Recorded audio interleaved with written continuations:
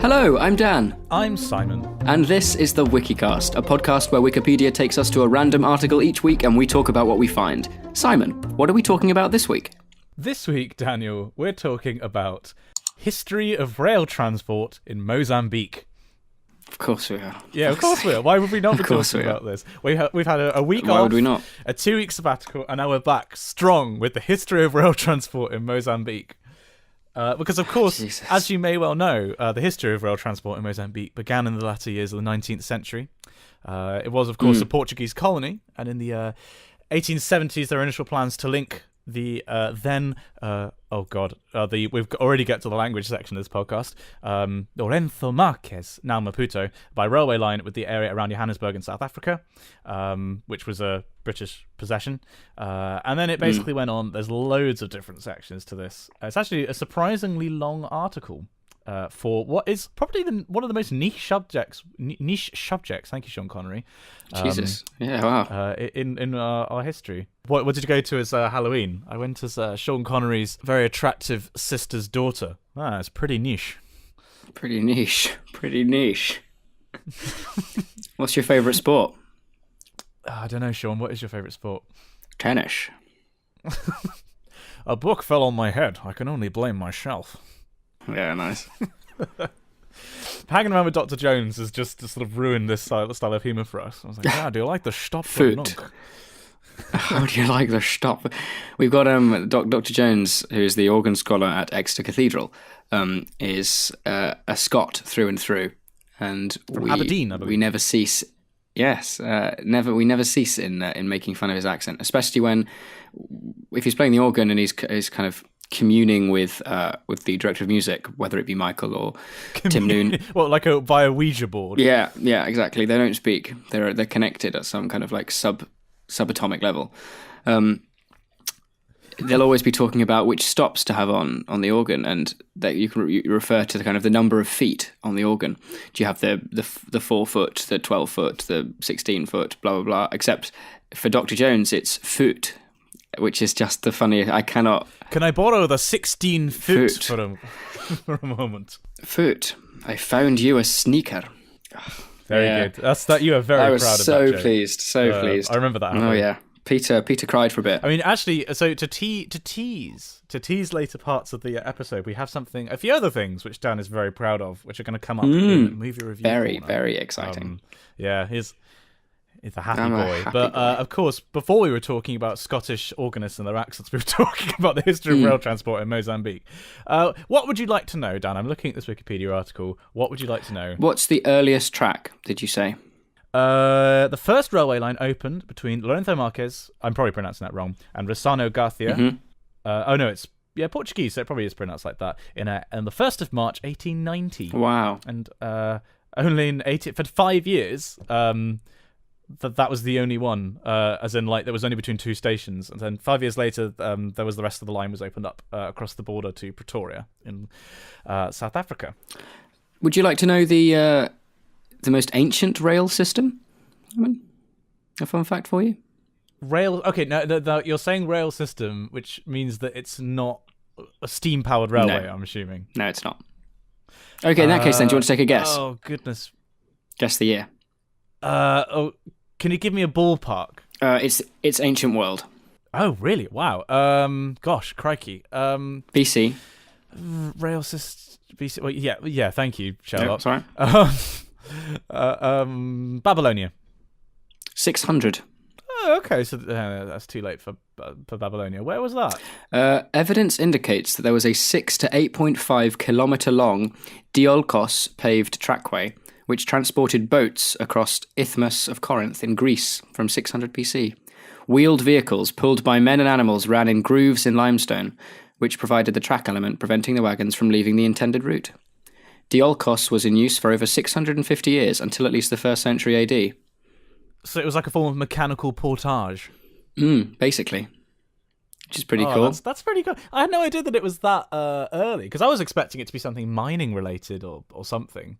Well, that's I'm on the article for the history of rail transport, and it speaks about that ancient system, and then there's a whole section on pre-steam. So in 1515, Cardinal Matthaus Lang wrote a description of the Reichszug, a funicular railway in, oh my god, here we go, Hohensalzburg Castle in Austria. The line originally used wooden rails and a hemp haulage rope. Nice. Kinky. And was operated by human or animal power through a tread wheel. The line still exists and is operational. 1515. Now, funicular railways still exist, don't they? They're the ones that go up. Oh, yeah, because where Pixel Girl is from, which is Bridge North in Shropshire, there is a very steep cliff railway where you get pulled up like in a cable car. We should also, I can't believe I didn't make this connection before, the Grand Budapest Hotel famously features funicular. Ah, of course. Yeah, Wes Anderson. I found, also, I saw an amazing thing online the other day. They say you can buy a pack of Wes Anderson character top trump cards. Oh, really? And they're all designed, like the aesthetic of the card is designed in his kind of, those kind of like pastel colours and Futura font. And I'm going to buy a pack, I've decided. I think it's amazing. Did you notice that the what the font was on the new Chapel Choir CD? Plug. It actually isn't out yet, so it's not a plug. Yeah, it's also Futura. I designed a full CD I think between. Oh no, I think we did talk about it last time. But yeah, I finished designing a CD, which was a fun experience. Futura is the king of fonts. It's pretty great, and it suits our aesthetic. It really does. Although Michael was trying to tell me, our choir director Michael was trying to say, yeah, but it doesn't really matter, does it? Fonts really don't matter. And I was like, mate, let's not say things we can't take back, for one thing. And you're also completely wrong. Comic Sans, okay, sure. Yeah, let's just do... Well, it was like when the first CD we had was called Hail Gladdening Light, and we did a second version, which obviously didn't get printed, which was Hail Gladdening Light, all in Comic Sans. And with Michael's face as possibly my favorite Photoshop of all time, Michael as an orange put in the sun, like the Teletubbies.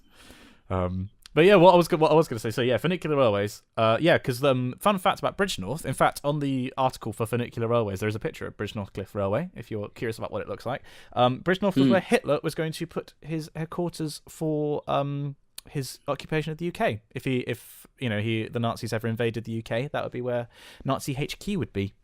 Which is somewhat random location. It's because it's very defendable. Like, it's a massive, it looks almost like a volcanic plug. It's like a very steep hill with a river around it. So if it was like a medieval town, it'd be basically impenetrable.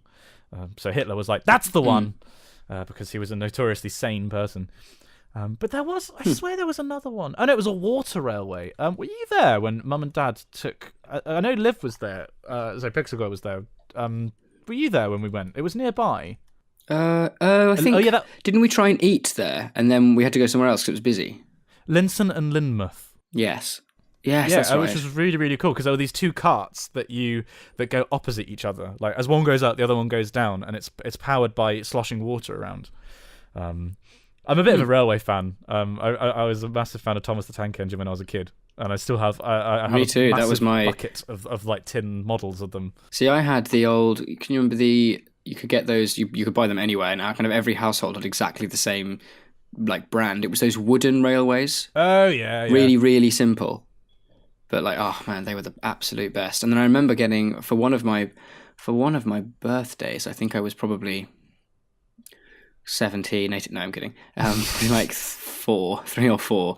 I got a Thomas the Tank Engine set, and you could basically recreate the entirety of the Isle of Sodor. Oh. And the little trains were electric, so you could set them on the tracks and set them to go. And I remember there's a photo of Dad holding me in his arm. We built it in the spare room, and I'm absolutely just buzzing.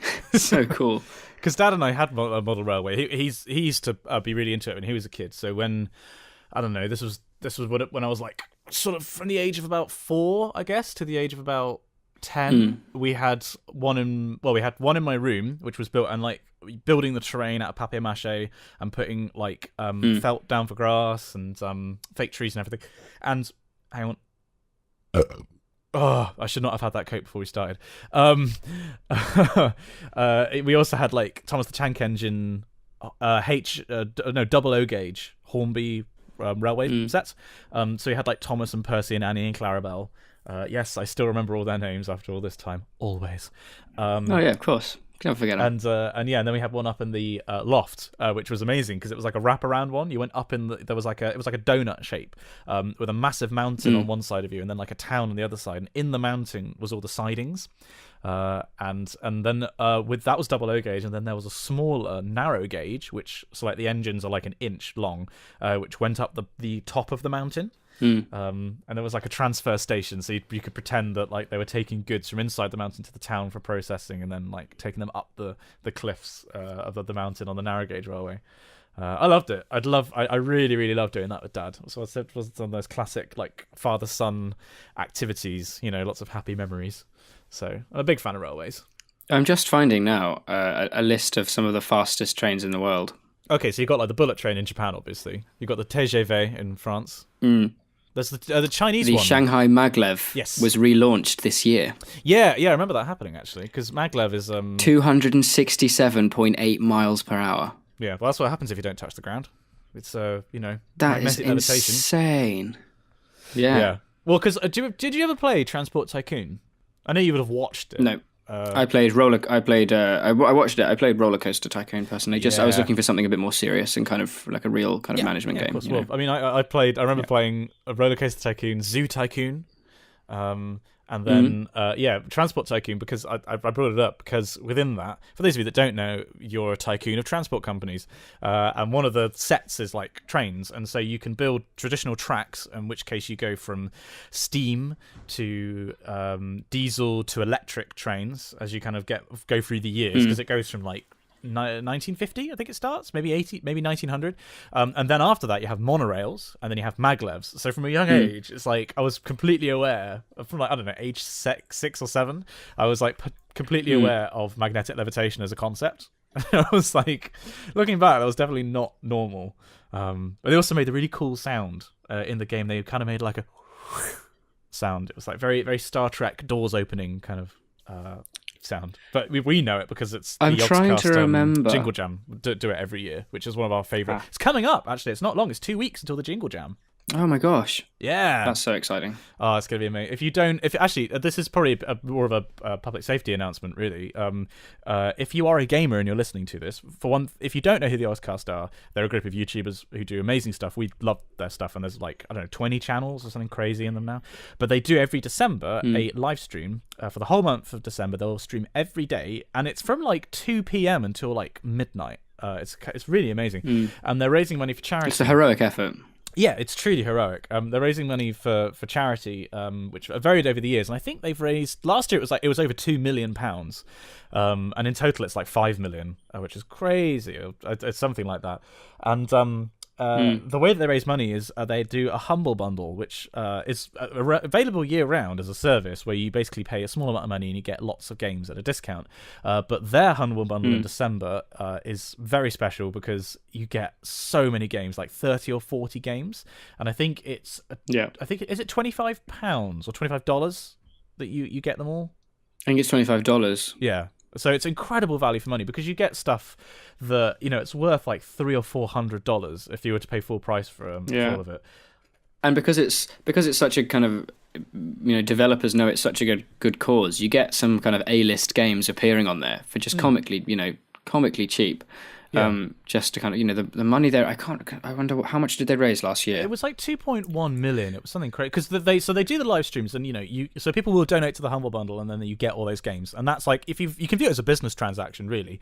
But then in addition to that, people will just donate to the live streams because they're enjoying it, and we bloody love the live streams. We've got some favourites that they do every year. Like Hat Films will do create an album live on stream, along with the classic songs like Pleasure Elf and Everyone's Talking About My Dick, which and Shipping and Receiving, lest we forget.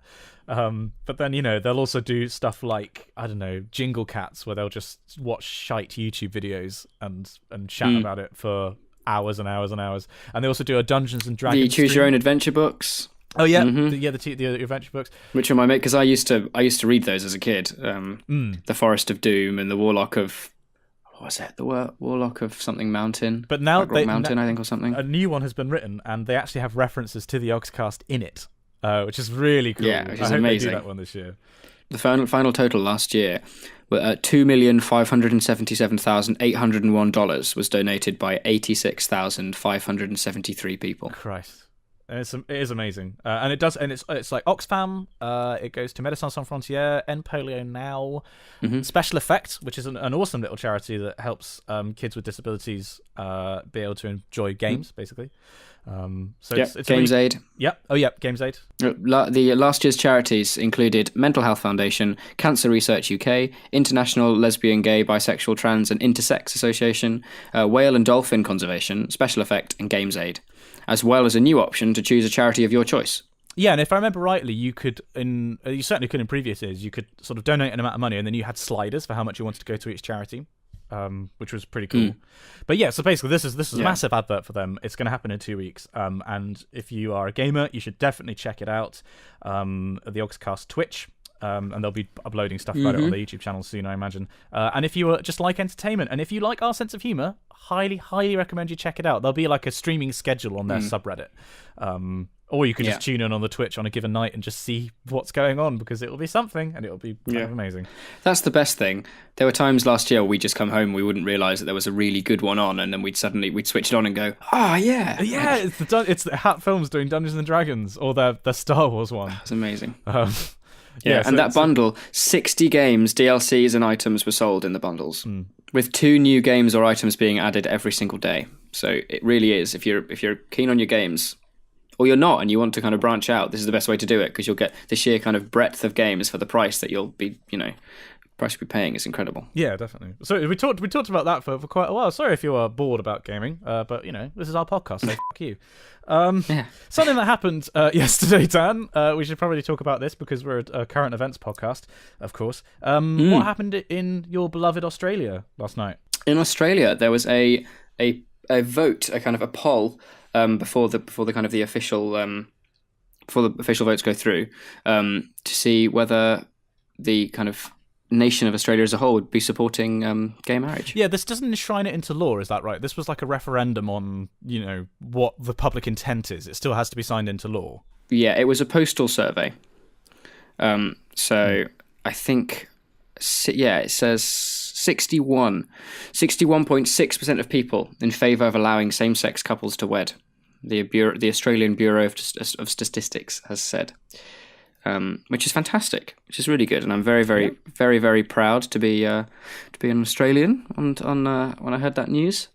Yeah, I mean, awesome. It's somewhat worrying, I suppose. Oh, and hang on, Australia made it into the World Cup as well. Oh, really? Well, yesterday. It's all coming up Aussies. Yeah, everything's coming up Millhouse. What's the most amazing thing, I think, other than the statistic of obviously, there's a clear majority that are in favour, more than 12.7 million people, so that's nearly 80% of eligible voters took part in the vote, which is incredible, just that sheer amount of kind of activism and people wanting their voices to be heard.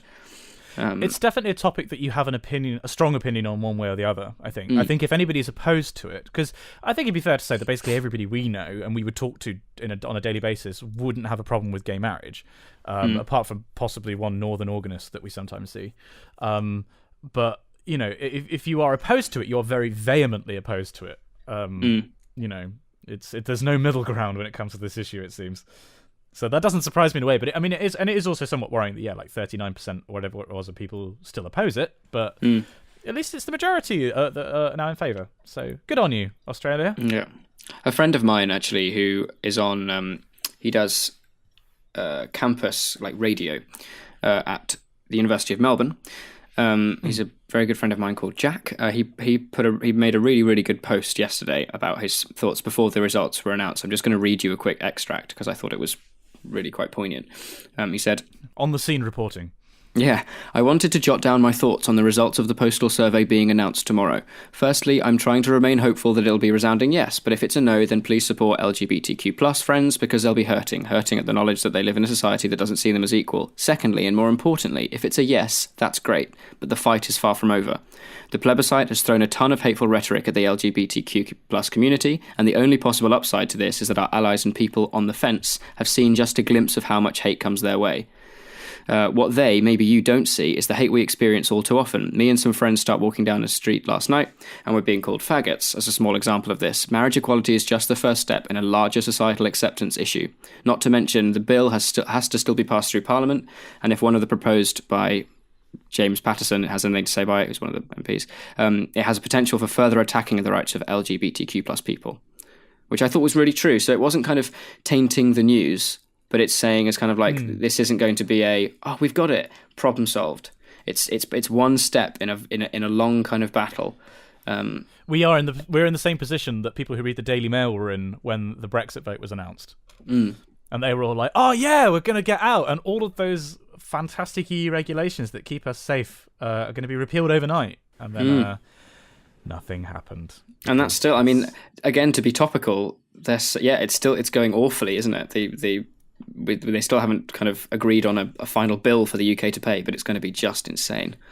It's almost as if, call me crazy, it's almost as if it was a terrible idea to begin with. Just putting it out there. Just an idea. Moving on though, because we're probably going to get a million angry emails about that from those two topics alone. Something which was also a terrible idea, but was awesome. We went to had I can honestly say one of the most bizarre evenings of my life.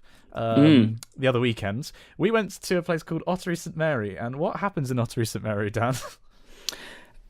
Well, what can only be described, I think, as complete and utter mayhem breaks out on Guy Fawkes night. Basically, you'll be walking through what is really quite a small rural town. It's like less than 10,000 people live there. It's like 5,000 population or something. Yeah. So apparently the town's population of 7,000 increases to well over 10,000 at the event. To be honest, I think I'd be amazed if it was that few people coming in. It felt when you were in the crowd, it felt like there were a lot more than 3,000 people at the whole event. Yeah, definitely. I vlogged the evening, so there will be a video about this, because at the end of the day, it's one thing to talk about this event, and we haven't yet said what's so special about this. You have to really see it to believe it. It's a bit like The Matrix. What were people coming there for, Dan? So, a tradition that dates back from the 17th century. Barrels soaked in tar are set alight and carried aloft through parts of the town by residents. So these aren't small little kind of like, imagine like if you're, I don't know, a small keg or a beer barrel or like a barrel of musket or something. These barrels that go up to like, I don't know, 30 kilos. So, I mean, the sheer kind of amazement of being able to lift one of these things properly right the way above your head is incredible. So completely soaked in tar, as we've said. And then lit alight, and then just leg it through the streets carrying one of these over your head. Bearing in mind there's no real space on these streets because it is absolutely packed full of people. So imagine if you take the crowd at like a football game or something, and you just put them all on a flat plane instead of in seats. They're all crammed together like it's Helm's Deep or something.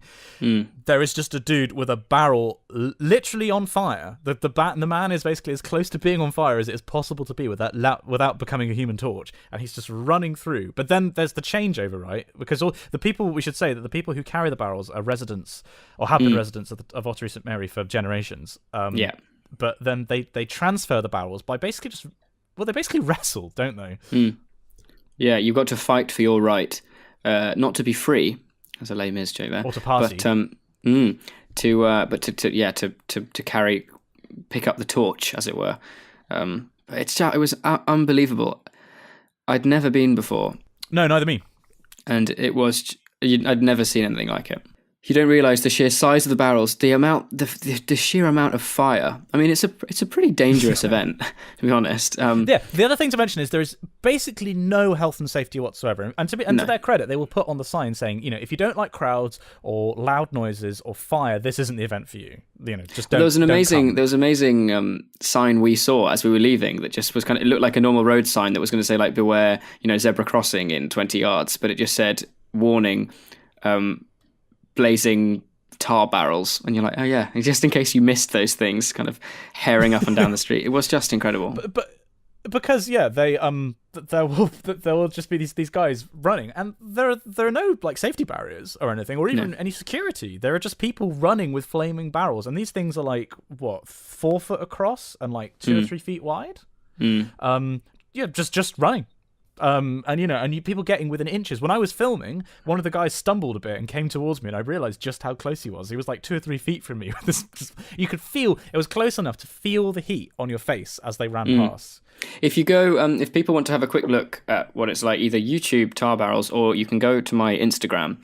It's Dan Moore, DANMAW, and I uploaded some photos and kind of a short clip when we were right next to one of the largest barrels that went through, and you'll see what we mean. It's bedlam and amazing. Yeah, it was. Because the thing is, though, in a way, that wasn't even the craziest thing that happened that night. The whole evening was. I mean, the vlog will go into this. Yeah. Suffice to say, we had the coolest taxi driver ever. Because the village goes into lockdown, the town, whatever you want to call it, goes into lockdown, and there were like roadblocks. And so we had a taxi to take us in. The whole point of a taxi, is that you get dropped off right at your destination. And so our taxi driver got to one roadblock, turned around, and went to another one. And as far as I could tell, he basically just went, f*** it, and went through. And another guy tried to like ram him off the road. He just kept going. It was amazing. He was quite possibly the best taxi driver I've ever had. It was amazing. It was such banter. And we got to this lady's house, possibly the most English person I've ever met in my life, like a walking stereotype. And we loved her. All the choir, because there were like 10 of us from the chapel choir who went to this event in a group, and we all afterwards were like, can we adopt her? She's now our chapel choir granny. She's amazing. She was just unbelievable. And again, only the vlog will do it justice, but suffice to say, she was mad as a box of cats. And she invited the taxi driver in and like sat him down and interrogated him about his life story, and gave him tea and crumpets and stuff like that whilst we were all drinking and stuff in the other room. And then she drove us into town in her tiny little car and was like, just to let you know, I'm a terrible driver. And then rocketing through these lanes with a completely fogged up windscreen. That was probably the most dangerous thing we did all night. Yeah, she was just lovely, and she prepared all this food for us, and was just plying us with alcohol and basically anything she could think of. And she was telling us these, we were all literally gathered around in the dining room. There was a kind of roaring fire going, and we were all sitting around the table, or kind of sitting in a chair or leaning up against one of the walls. And it was a really old cottage, so incredibly low ceilings, and even there were low ceilings by my standard. So I mean, I don't know how you felt, Simon, but you're probably struggling a little bit. I had to bend over to get into every room. Yeah. But she was kind of regaling us with all these amazing stories of her kind of youth and her past, and talking about her husband was a lawyer and she used to do work with the BBC. And she was fascinating woman. Shout out to Sally, absolute lad. Yeah, Sally, if you ever end up listening to this, we think you're nuts and wonderful, and please never bee's change. Knees. Perhaps there's so much that's happened in the past 2 weeks. This is what happens when we don't do a podcast every week. But we do want to keep this one a little bit shorter. I think perhaps one other thing that I want to mention is the fact that we now have a shit poster. We have Dan's forehead. It's a big presence. On YouTube, it turns out. I've been doing some remixes of us from the podcast about how much I like cats. So shout out to Dan's forehead. We're really enjoying those. It is hilarious. Really good. Keep them coming our way. But before Dan's actual forehead explodes from keeping this information in, I think we should take a little hop, skip, and a jump over to film and YouTube and TV corner. What did we say we were going to call this? I can't remember, but I think that film, YouTube, and TV corner certainly rolls off the tongue. Not. Yeah. Okay. Yeah. We'll think of it. I'd also quite like us to have like a little jingle to put in these bits, like the hats do. You know how in Hat Chat there'll be like a if you could please compose something that could go into the podcast as like a little stopgap between sections, that would be great. But for now, sure. We're going to make do with this impression of a TIE fighter by Dan. Go. Roy.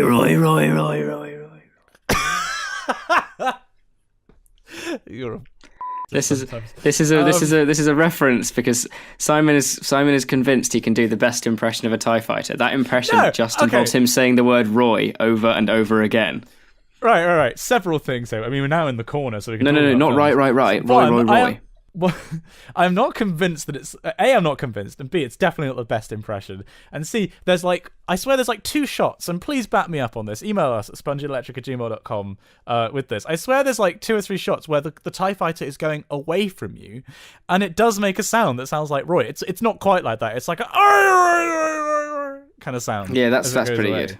But as it's coming towards you, it's different. Yeah. Well, Ham, can you do your impression of a TIE fighter then, as it's coming towards you? I can't do an impression of a TIE fighter. Yeah, that's pretty good. That was me, in case you were confused.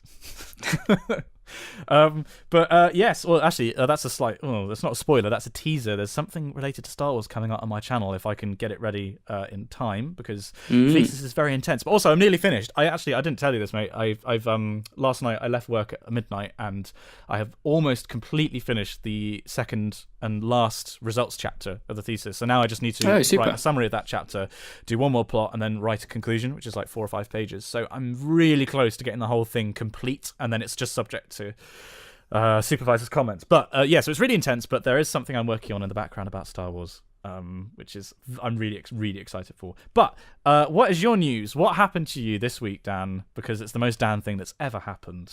It's super exciting. I was very, very pleased. So regular listeners would not be surprised to hear us mention the Simon Mayo and Mark Kermode film podcast on Radio 5 Live.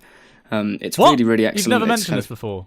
What? Exactly. You've been cheating on me with another podcast. It's fantastic. It's a really, really good podcast for kind of massive film buffs like Simon and myself. We're absolutely kind of obsessed with it. Anyway, I recently saw Murder on the Orient Express, and I thoroughly enjoyed it. I had some one of my rare occasions where I actually had some time off from work, so I thought, you know what, I'm going to go and see a film by myself, and I don't even care. It's not sad, it's completely acceptable. So I went and saw that, and it was really good. I came home and then immediately jumped onto my laptop and composed my kind of thoughts on the film, and sent it off, because every now and then they'll read out kind of correspondence, much like they do on this podcast. We do on this podcast. And would you believe that they actually read out my email, which is very exciting. I didn't know they'd done this, but thanks to Jamie on Twitter, he actually tweeted at me saying, "Just heard your email on @Wittertainment, Tinkety Tonk Cold Fruit," which is a reference to the podcast, and I listened to it. So if listeners want to have a listen to my email being read out, I think the timestamp it's the episode with Toby Jones, and it's kind of 41 minutes 12 seconds. I didn't write that down. I've committed it to memory. But it was really nice, and I was really glad that Mark, who I have a tremendous amount of respect for as a film critic, and just a kind of a voice on film, completely agreed with me, and it was really, really good. But it was the most you thing I think that's ever happened. I've got to say, I was listening to it back, and I sent it to Pixel Go, and we were just like, "This is so him." It's because it is. I completely concede that it's probably a very good film, and your analysis is probably spot on, which would be very like you. But it was the fact that an Agatha Christie adaptation made you cry. Now, this is the thing. It's not and in the email I didn't say specifically that it's not the adaptation that makes me cry. It's it's one of those rare instances where the combination of music and on-screen visuals just hits you in a way. Otherwise known as a movie. Well, no, but you can be watching a film and there can be some music in the background or some audio, and it still doesn't do the same because you're weeping at the connection to the character. But I felt like the only reason I had that response was because that music was there underneath. Kenneth Branagh is a fantastic actor, and 9 times out of 10, anything he does, people are going to see and be like, "Oh yeah, then that was really excellent." But it was the combination of his performance and the close working with Patrick Doyle on the soundtrack that they melded this moment together.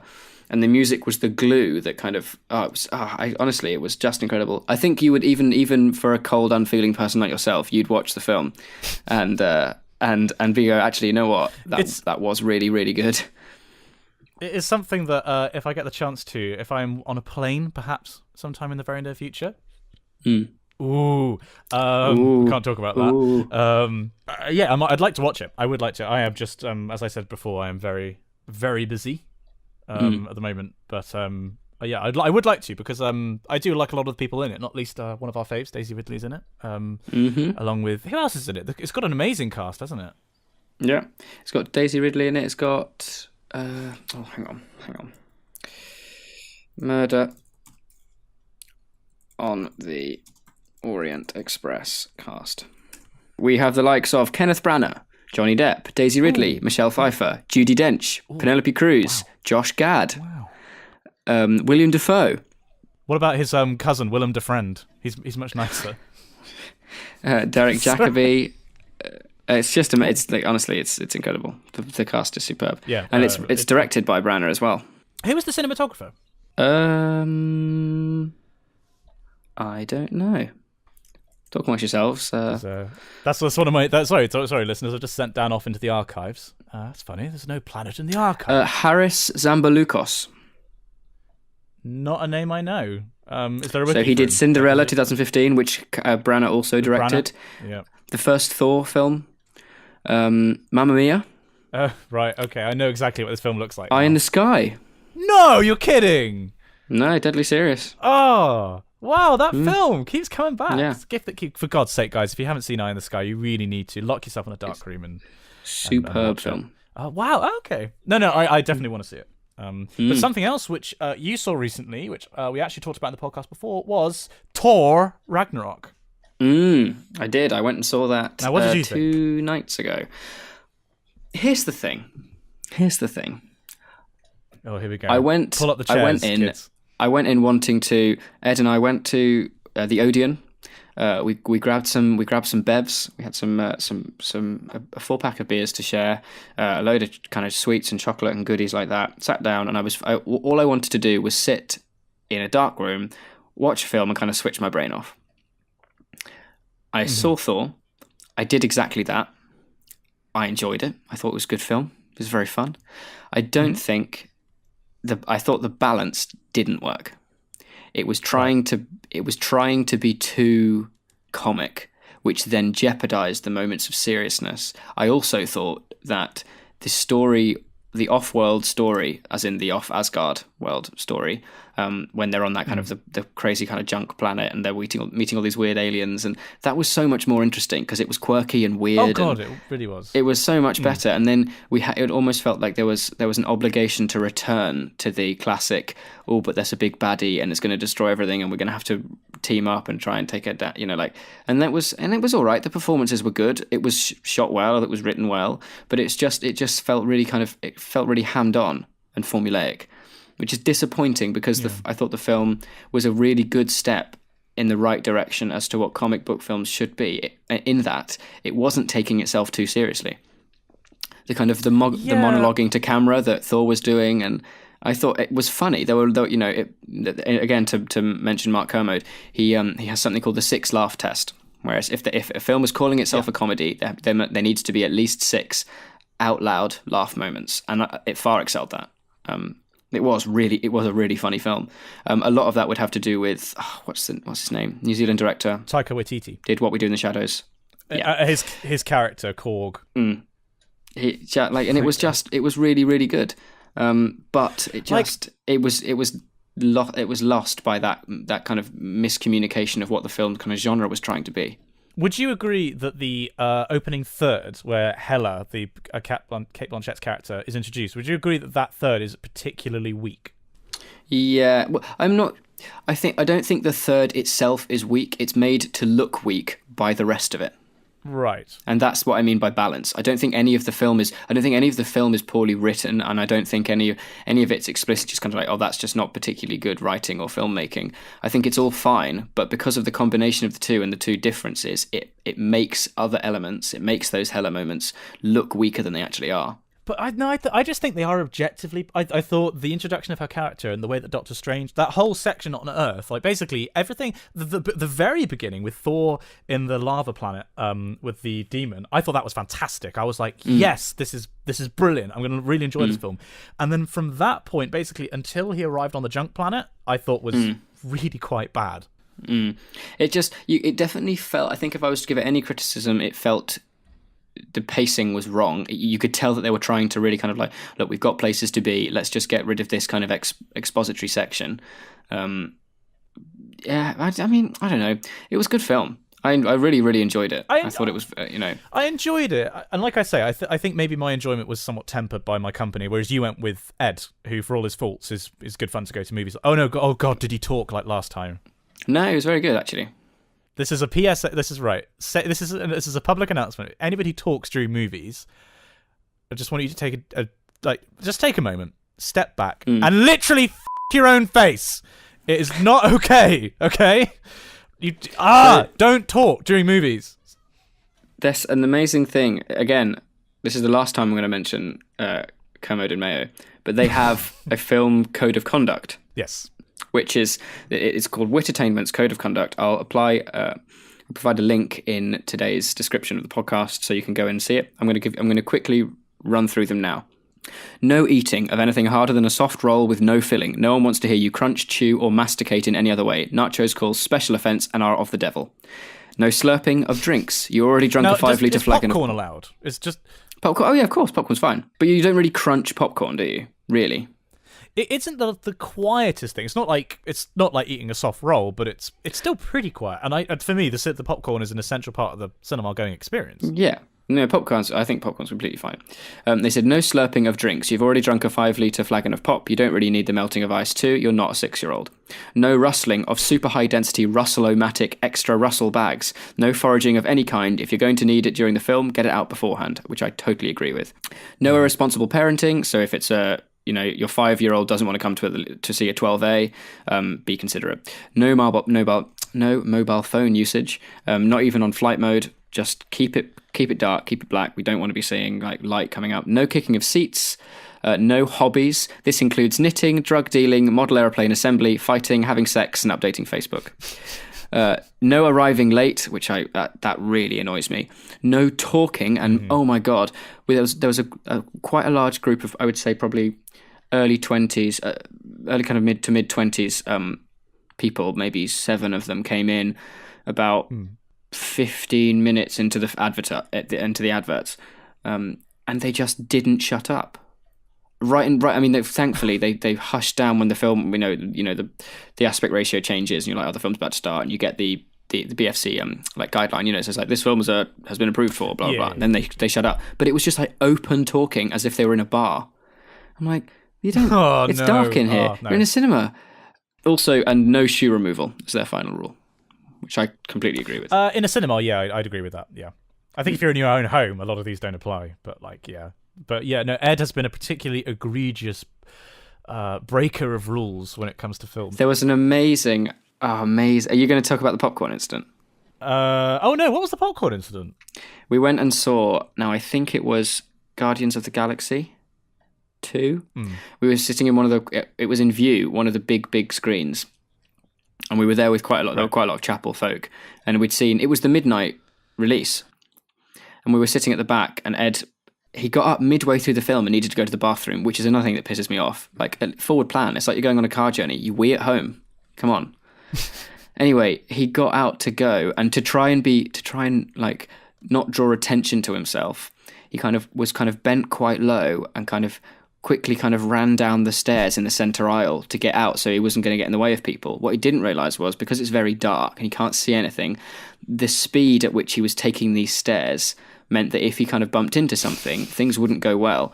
And what didn't go well is that he managed to perfectly drop kick a massive box of popcorn, and what I can only describe as an explosion on the screen, as in people were watching and they suddenly saw like a party popper go off, popcorn go this thing flew right the way down. It was so funny. And then Ed being Ed suddenly stands up and it's like, oh, sorry. The sound effects of him running, he's just like, it's just got, sorry, and boom! Yeah, honestly, popcorn it was flies everywhere. I remember Michael was sitting next to me and he was just like, oh, for fuck's sake. It was amazing. It was hilarious. I was crying with laughter.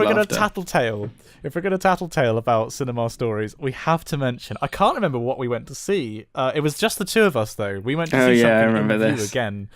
Yeah. And it was when we were imagine there are two sets of seats, and there's like an aisle in the middle, and we were sat on the second set of seats as you come away from the door. And so what I did was what a normal person would do, which is go up the middle aisle and then just walk across. But because the seats were at the far end, you were like, no, Dan's smarter than that. Dan's going to go up around the back of the second set of seats, and proceeded to just walk at full pace straight into the wall, because there wasn't a gap between the seats and the wall. So you were just like, yeah, watch this. This is going to be it was like a Looney Tunes cartoon. In my defense, I think, I certainly remember we walked in, and we'd walked in at the point where the adverts had started playing, so it was very, very dark. And I wear glasses. And it was a black wall. Yeah, and it was a place. So, like, I genuinely thought that I could just walk down one aisle, nip round the end, because there'd be like another long kind of walkway. So walk down one row of seats to get to the other aisle, and then just turn round and join the next row. But instead of doing that, I walked quite purposely down this row of seats and straight into a wall.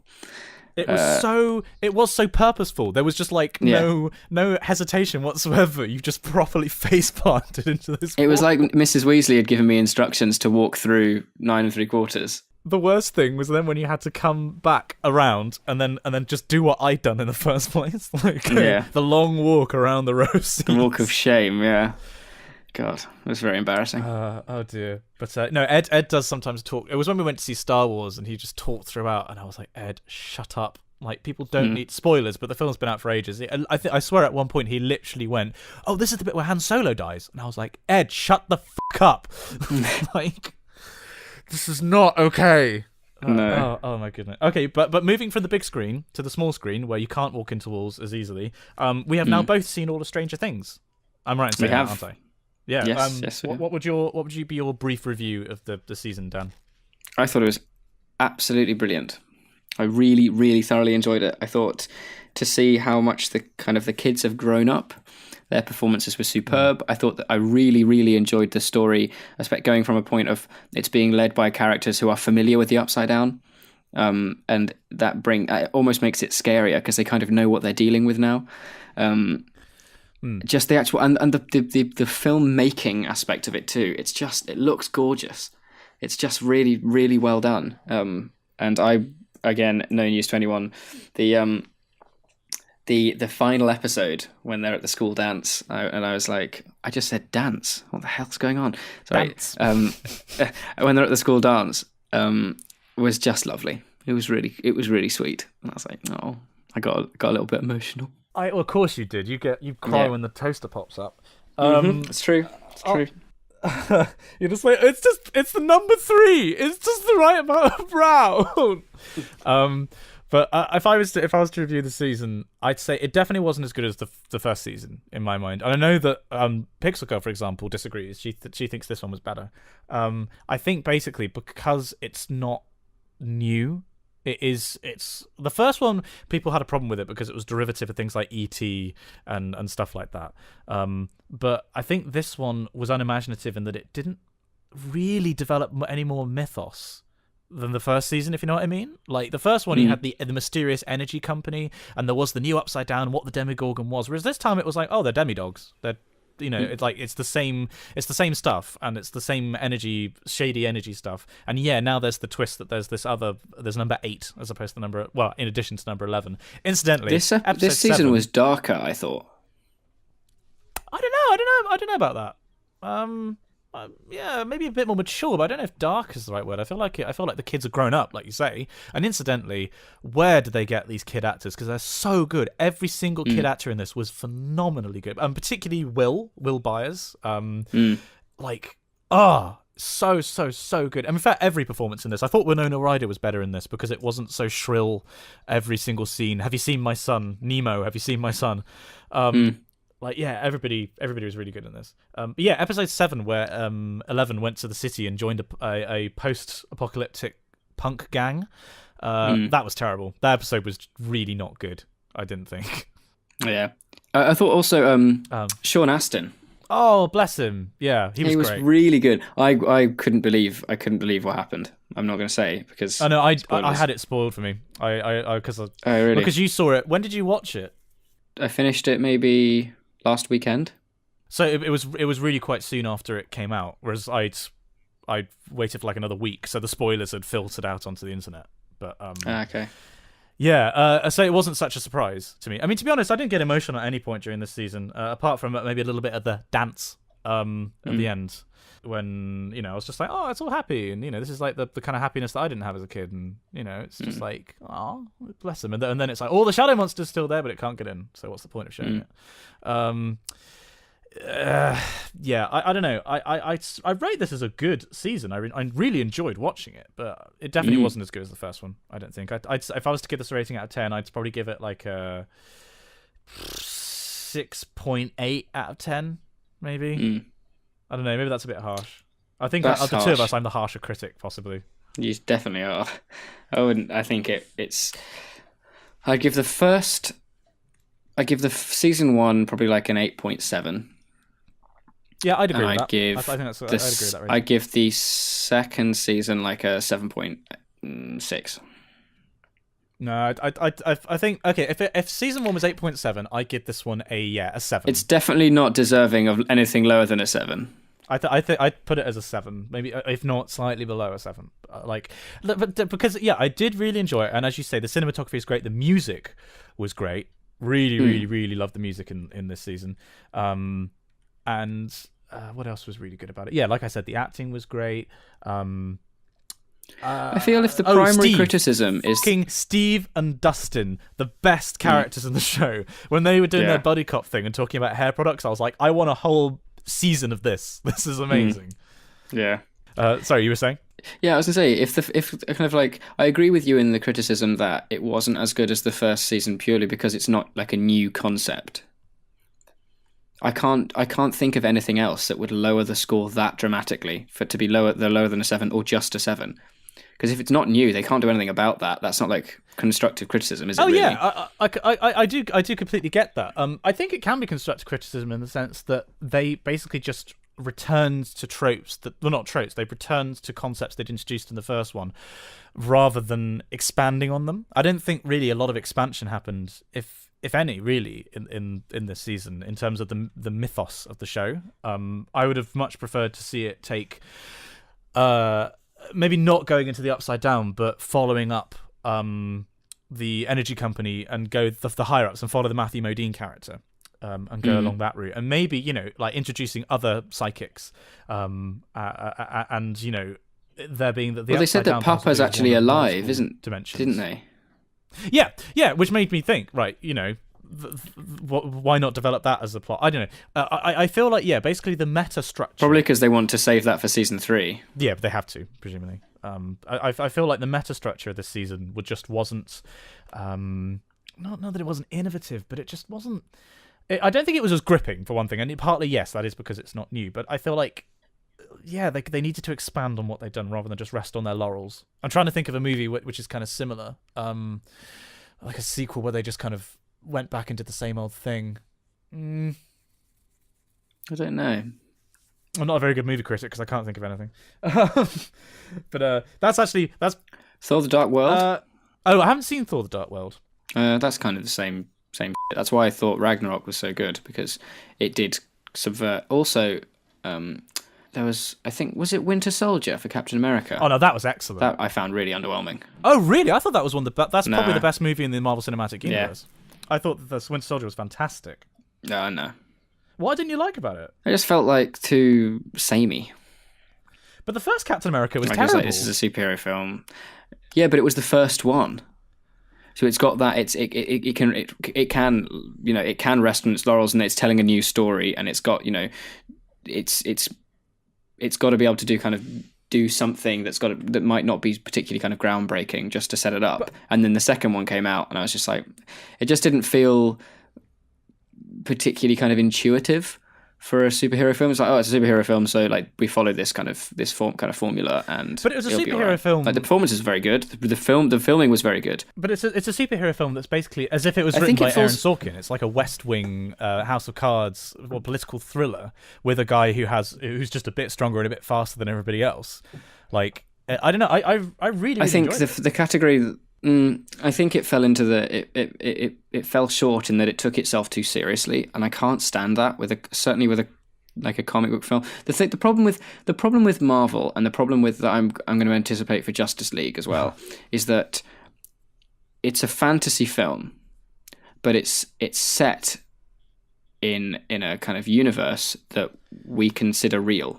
I see. And the reason why I think Guardians will work, and I think Infinity War will work, and I thought Thor Ragnarok worked better, is because it didn't take itself too seriously. So it allows you to put that comedy in, and it doesn't mean that, like if you're watching a film, I don't know, like Warcraft, for instance, completely fantasy, completely like absolutely nothing. You're just, it relies on your suspension of disbelief, and it can get away with that because if it does take itself seriously, and it can do because that's part of its world building.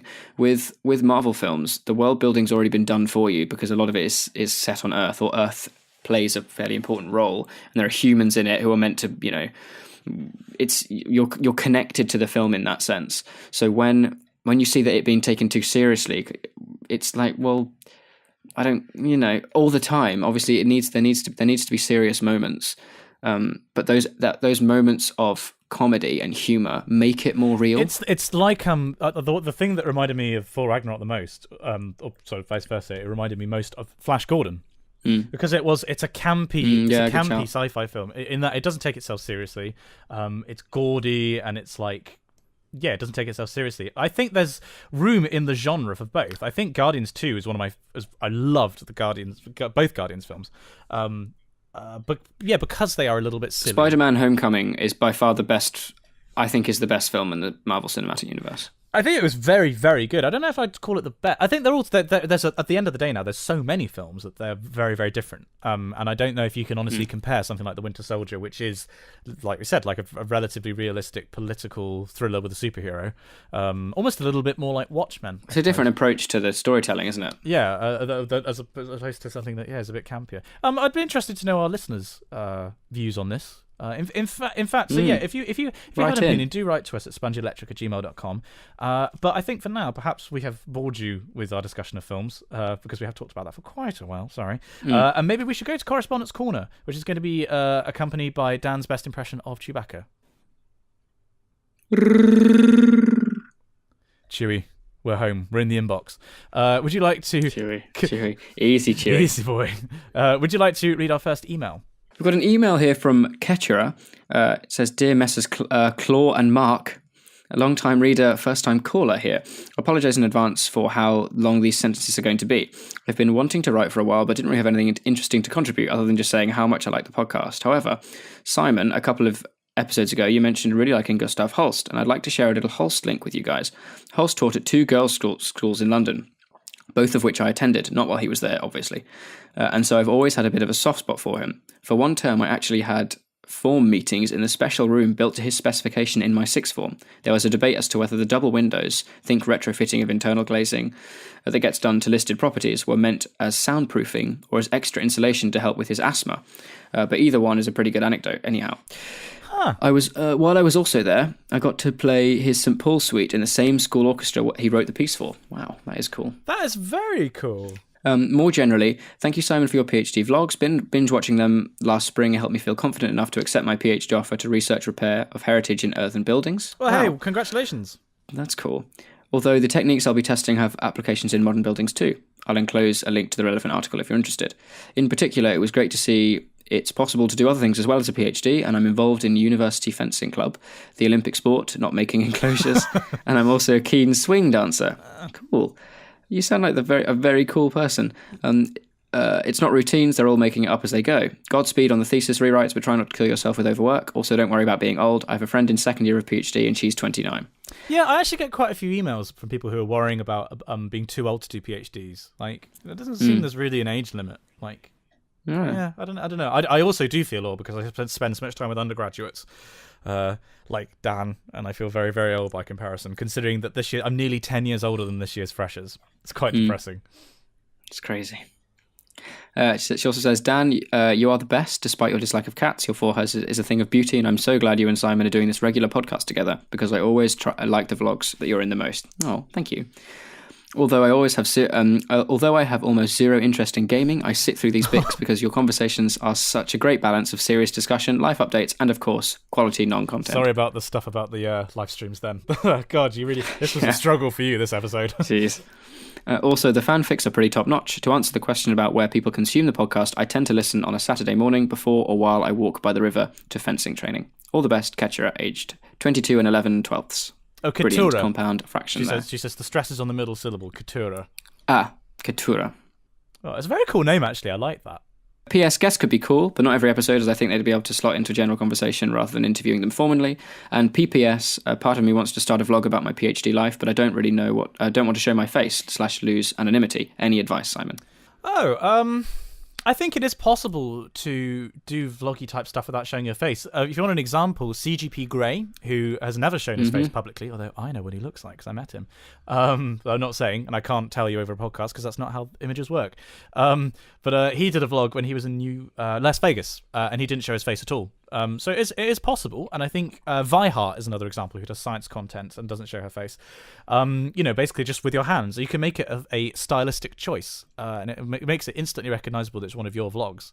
So you could give, as anybody who asks about vlogging, I always give them the same response, which is just try it. Just give it a go. The only reason that I am moderately okay at making videos is because I just made so many of them.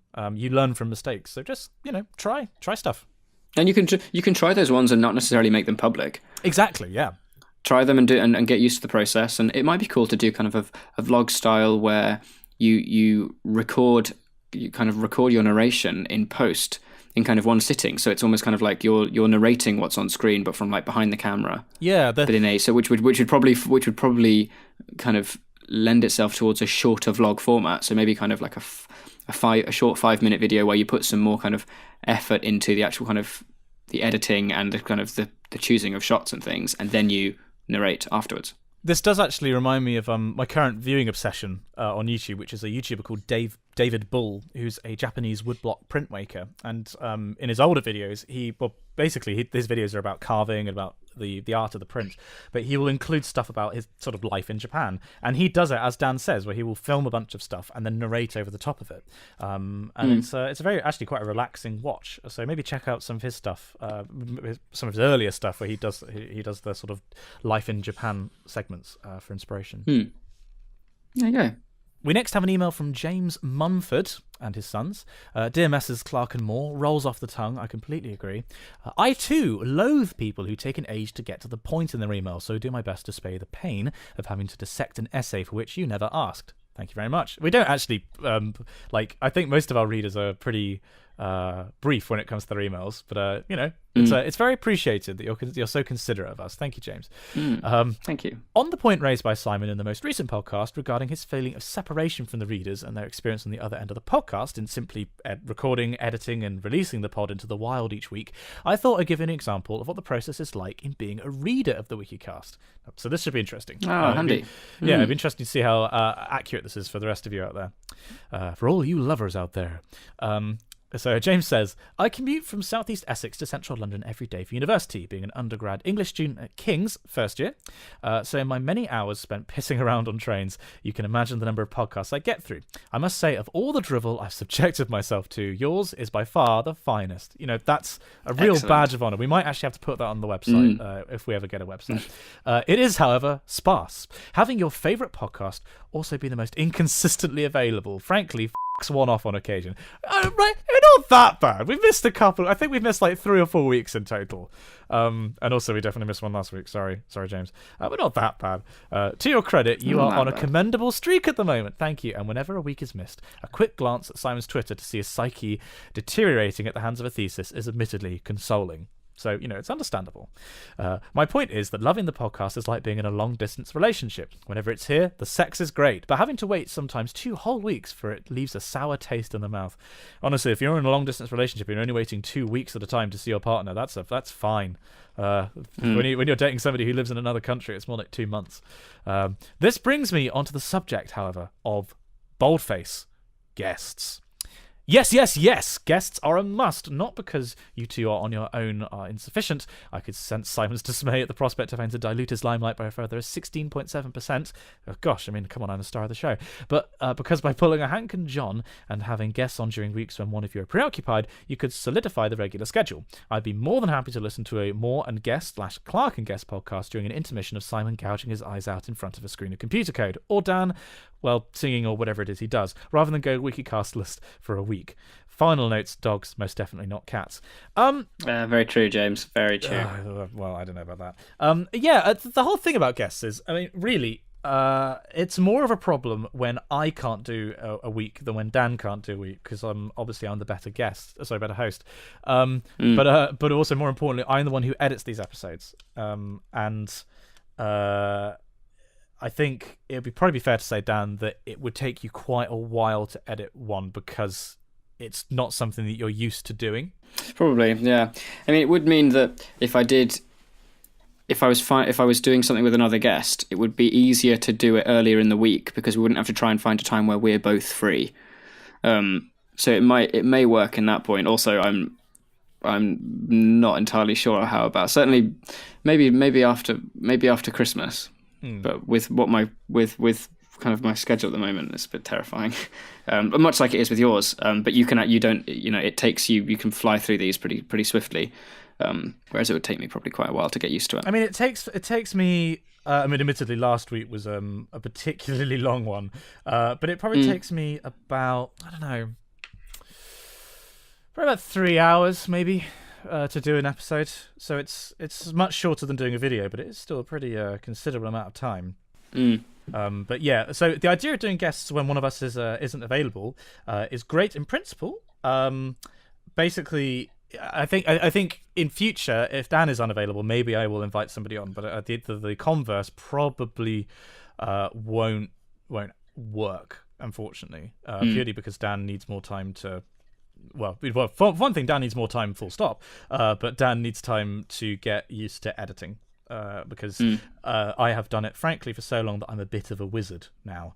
And yeah, it's not that I don't trust him. It's this might come across as me not trusting Dan to do a good job editing, because I would trust him kind of. But yeah, it's more of a practicality. But I am very. I mean, to be fair, like we could also just invite people if we ever got, I don't know, Casey Neistat or something emailed us and was like, guys, I'm a really big fan of the podcast. Can I come on? We'd be like, yes, and do an episode with him. A bit like the H2. We know that Lily is coming down. So, oh my God, we should get Lily in. Yes. We could perhaps do one in and put it in the backlog for our special 20th episode. Oh, you know who else is coming down? Who's coming down? Peter.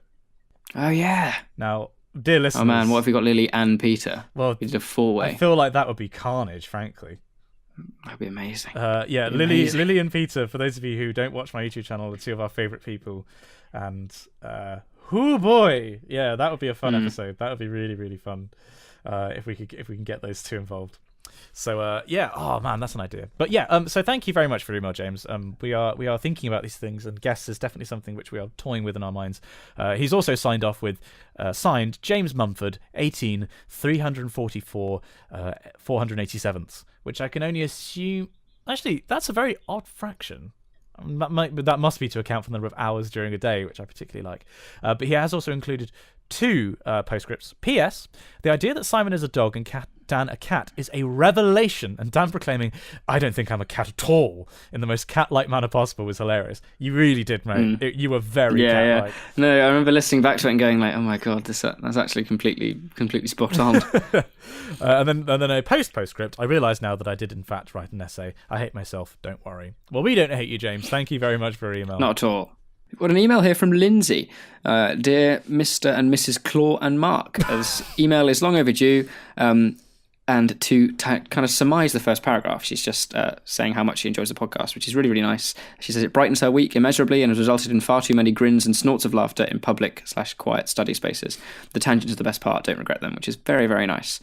She also goes on to ask a question for me, she says, as a fellow English student, albeit English literature and classics, I presume, especially considering your choice in majors, that you must have to work through quite a considerable amount of text in order to stay up to date in classes. How do you manage the amount of reading, especially in between your choir and Apple roles? Congratulations on the job, by the way. I recently finished a course on Chaucer and Middle English Romance. Awesome. Which was incredibly enjoyable, but I often struggle to finish the considerable text in between other classes, especially to have to understand them with comprehensively enough to participate and contribute in class assignments. Ad Astra Lindsay. Sorry for the lengthy email. Also, hello from New Zealand. Halfway around the world. I think I did quite a lot of reading before term started because the book lists were sent out. Then it's kind of a combination of, I will usually skim read the books first at the beginning of term, just so I have a rough idea, and then when you know which sections of the books you're focusing on in seminars, or certainly what I do, or on kind of a week basis, then I'll do a closer reading. There's kind of loads of online resources as well where you can get kind of like summaries and things, just because, as you say, some of the text can be pretty hefty. I was quite fortunate this term in that I'm doing a poetry module which requires kind of reading poems every now and then, but really it's focused on your own writing my own stuff, and then cool. A module on Greek, early Greek poetry, which are all fragments, so they're incredibly short. So I've actually been really lucky this term. Next term, less so. I'm doing a module on romanticism, so they're going to be pretty big texts. But yeah, whenever you've got the texts out, and they've been released to you, get reading them straight away, so you've got less to do during term time. And then also just reading on commutes and things. You know, there's often times if I'm on a train or going up to London or up to Oxford, I'll just read on there. And I'm a fast reader, I think, too. Like I can go through pretty swiftly, unless I'm not enjoying the book, in which case I probably won't finish it. I find it very, very hard to stick with a book that I really am not enjoying. Yeah. Yeah, I guess that's if that's any help to you. Just, as soon as you can start them, give them a start, and whenever you've got any free time. But don't jeopardize reading for, like if you've got some free time on an evening and you're like, oh, I really need to finish that book. It's more important for you to kind of rest and recuperate rather than forcing yourself to read it, because chances are you're not going to take much of it in when you're in that kind of a mindset. Very good set of advice there, young Daniel. Thank you very much, old Clark. Another email here from Philip Magnus. Dear Mrs. Clark and Potter. That's just wrong on all counts. Basically saying, I'm going to summarise here, love the podcast. Well, of course you do. You have good taste. A 24-year-old computer science major. And basically, Philip has given us a list of his favourite movies, which are going from number 1 to number 6. Star Wars. I mean, it's not a movie, but it's a series of movies, but good choice. Harry Potter. Dan's obviously going to be thrilled about that. Yeah, amazing. Well, I'm a bit sad that it's not number 1, but sure. Dunkirk. Good shout. I mean, to be fair, Dunkirk has definitely shot up my estimations. Like, it was a really overwhelming experience. Blade Runner. Again, completely agree with that. You still haven't seen 2049, have you? No. I'll read it. I will have had it watched for next week, though. You said that for the past 4 episodes. Yeah, but then I went and saw a different film. I saw 2 films instead of 1, so we had actually more to discuss this week. So if anything, I was more helpful. Oh, yeah, sure. No, you were more helpful as an MAW helpful, which is to say not helpful at all. Number 5, Lotter, which is Lord of the Rings. Again, I'm not going to complain with that. Fantastic. And then number 6, interesting choice, Mr. Robot. Have you seen any of it? Don't know that. It's an... is it an Amazon original? I don't actually think it is. It's available on Amazon. It might be like a Channel 4 production or something. I've heard a lot of good things about Mr. Robot. I might have to check it out. Keep up the good work. Regarding guests on the podcast, do it. And yes, thank you. Keep up the good work. It never fails to make me smile at the end of a stressful week. Best wishes, Philip. Thank you for your email, Philip. I've got an email here from Ethan. He says, Mr. Simdan Mork. I'd like to start off by sending my encouragement to Simon as he finishes his PhD. Woo! It will all be worth it when it's over, and I can't even imagine how proud and relieved you'll feel. Also, Dan, you are distinctly cat-like. I'd have to say that I'm like... Oh, for God's sake, I can't read. I'm having a stroke. Has that become like a also, thing? Dan, you are distinctly... Dan's forehead, could you please do a compilation of things we say all the time? Because I feel like I'm having a stroke is definitely one of the things we say a lot in this podcast. Yeah. Sorry, as you were. Also... Also, Dan, you are distinctly cat-like. I'd have to say I'm the same way, even though I prefer dogs to cats. Just to give you a taste of how I fit into your demographics, I'm from Idaho. Wow. Oh. Sweet home Idaho. Wait, Thank that's you. not how that song goes. Sorry. But from one of its only 2 typically blue counties out of all 44. I am currently, however, on university exchange on the Big Island of Hawaii in my 3rd year of studying biological engineering, but I needed a break, so I figured why not. I'm definitely for having a film corner, as I consider myself a cinephile as well. What movies do you think would make it into the Oscar nominee list for Best Picture? Would you dare to predict a winner? Are you guys excited for the new Justice League movie? I can't tell if I like it or not, as I did just see Man of Steel, as I didn't enjoy either Man of Steel or Batman vs Superman. Can't wait to thoroughly enjoy next week's podcast. Ethan. I'm not sure about Best Picture, to be honest. Probably Dunkirk will definitely be up there. It'll be nominated for sure. I wouldn't be surprised if it wins, to be honest. Yeah, I mean, typically you do get a lot of the Oscar bait will happen at the latter time of the year, right? Or like early next, because the nominees are considered until like, I want to say like January or February in the year or something like that. Because like stuff like Which Whiplash means you will have had and Star Birdman. Wars. Oh yeah, but Star Wars won't win Best Picture. Star Wars hasn't won Best Picture since 1977. No, it'll certainly be nominated though, which will take out one of the other films' nominees. I don't know if it will. Was Episode 7 nominated? I don't think it was. I don't know. I'd be very surprised if it wasn't nominated. I mean, it'll be nominated for things like production design and for special effects and for music. Costume. Actually, because as we know from that Sideways video, the music's different this time. John Williams is composing it before the edit, which is very interesting. Yeah, I don't know, actually. What are the other big flagpole things that have come out this year? Blade Runner. Blade Runner might get nominated. It will definitely be nominated for Best Picture. I would put money on that. I don't know. I don't think it will win. Although it is the kind of thing that the Academy might like because it is quite interesting. I think it's either Dunkirk or Blade Runner will win. Yeah, hang on. I'm just going to Google movies 2017 because I need to remind myself what else has come out this year. If Thor Ragnarok wins, I'll fucking rip my dick off. Oh, Get Out came out this year. That has been acclaimed by everybody. That might have been in the previous awards season. I'm not sure. Yeah, Get Out, Wonder Woman, Spider-Man: Homecoming, Baby Driver. Baby Driver will probably be nominated. For better not win though, otherwise I'll rip my dick off. Yeah. Oh, there are like somewhat smaller, what I would think of as art films, like Call Me by Your Name, which is a coming of age film. I think it's Italian. And there's the Benicio del Toro film, The Shape of Water, as well. Oh, and Mother, the Aronofsky. That might get nominated. Oh yeah. Yeah, it's I don't know. It's not a terribly crowded field. I think I would struggle to give you a winner off the top of my head. I think if I could see the nominees, I might be able to.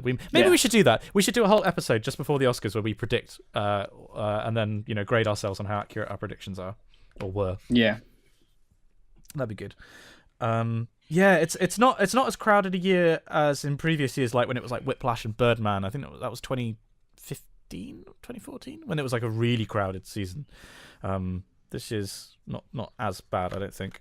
Next, we have an email from Carolyn. Carolyn Clark. Great choice of surname. Dear Simon and Dan, my name's Carolyn. I'm Great choice. Writer. Last time. Yeah. I mean, obviously, she obviously has by default changed her name to match mine. That's how it works. That is how it works. Last time I sent an email, I put Dan's name first, so I figure everything's even now. Quite right. There's like a cosmic balance. First, thank you for continuously putting out amazing episodes. I think you've sent this to the wrong podcast. They're definitely one of the highlights of my week. Per your request in the previous episode, I attach a picture of myself listening to the Wikicast. In the photo, I was listening to the podcast while doing homework in a study room on my university's campus. I know I'm technically not commuting anywhere, but whipping out my phone to take a picture of myself walking down the sidewalk in front of strangers was just too weird. Props to you for vlogging in public, Simon. Well, I've got to say, it's quite a small study room, don't you think? Are you looking at this? I am indeed. It looks like it opens up to the right of frame, though. So, okay. And speaking of frames, I like your glasses. They're very cool. Very nice. They're very cool. You do seem to be in the upside down. Everything is flipped, turned upside down. Well, no, it's horizontally flipped for you. I presume this was selfie mode, but we were in the middle of the episode Sukubuye, which I presume was Eudoxus. Yeah. Also, very strong eyebrow game. You look a bit like Cara Delevingne. Gotta say, big fan. That's very nice. Yeah. That's very nice. I've been meaning to ask if either of you have been to the Harry Potter themed bar yet. You mentioned it a while ago, and I've been dying to know what it's like. As I live in Arizona, I don't think I'll get to go anytime soon. I would love to hear your opinions about it, as I'm a huge Harry Potter fan. Dan, you went, didn't you? Nope. Oh, well, there we go. That was me wrong. No, I do really want to go. I just haven't yet. But am I right in saying that we know people that have gone and haven't been impressed? I think there was some. They had some issues on their startup. I imagine I'll probably get some chance to go in the next couple of weeks, hopefully. And as soon as I do, I'll be sure to give a full field report as to how it was. You should vlog it. You should do Dan's first vlog. I'll do that. I'll do Dan's first vlog. Like me going into the Harry Potter. I'll go in a full Harry Potter uniform. I like how I said uniform, not costume, because that's how seriously I take it. Yeah, they'll be like, "Welcome home, Chewie, we're home."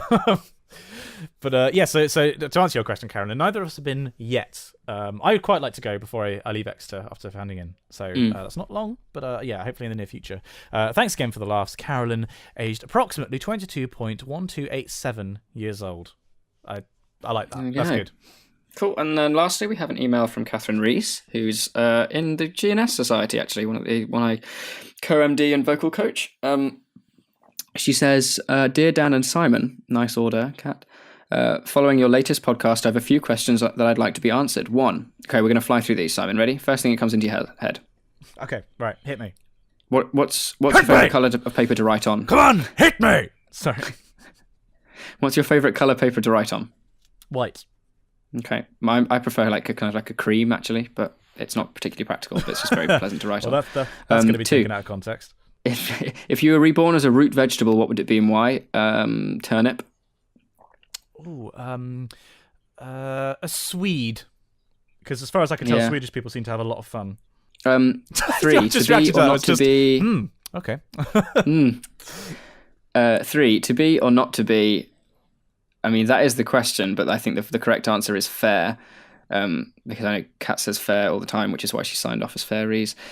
Just mega bants, all the bants. And 4, what is your favourite shape for sandwiches to be cut into? Thanks for your answer in advance, now, fairies. I know that a lot of people really like triangle sandwiches, but I've never quite seen the point. Like, I know, and the Ram have stopped doing fish finger sandwiches. Disaster in other news.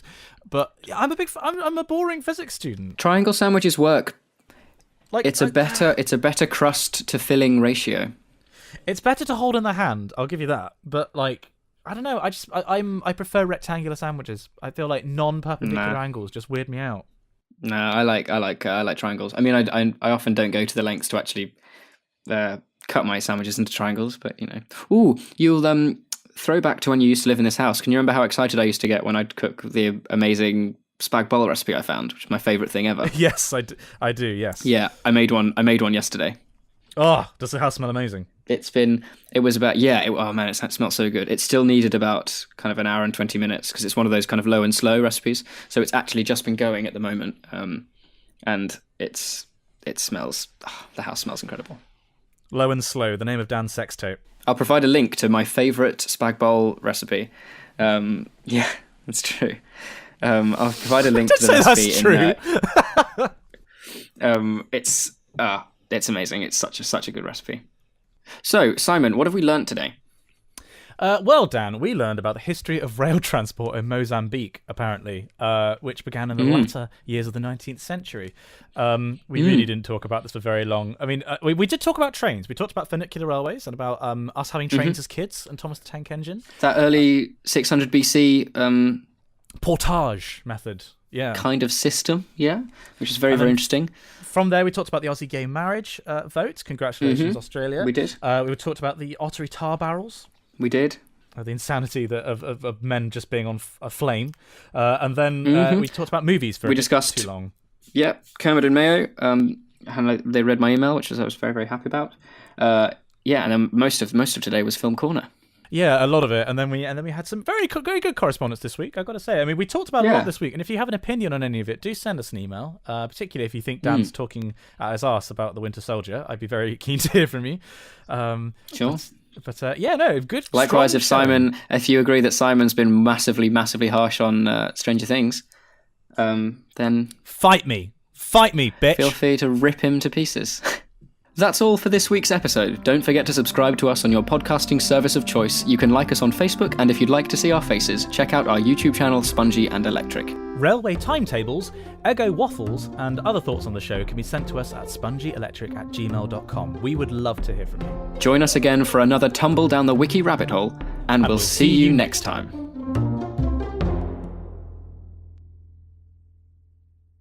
Okay. Right. Sorry, this whole time I've been drawing a very high definition picture of a penis. Wow. Of course you have. Yeah, of course I have. Nice to know I've got your full attention. Hey, I'm at full mast here.